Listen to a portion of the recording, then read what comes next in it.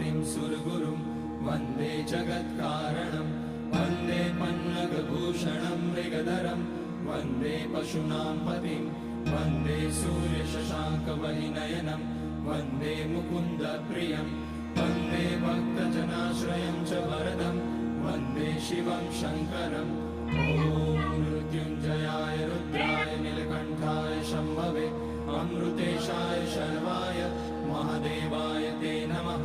नमस्तेस्तु भगवन् विश्वेश्वराय महादेवाय त्र्यम्बकाय त्रिपुरान्तकाय त्रिकाग्निकालाय कालाग्निरुद्राय नीलकण्ठाय मृत्युञ्जयाय सर्वेश्वराय सदाशिवाय श्रीमान् महादेवाय नमः।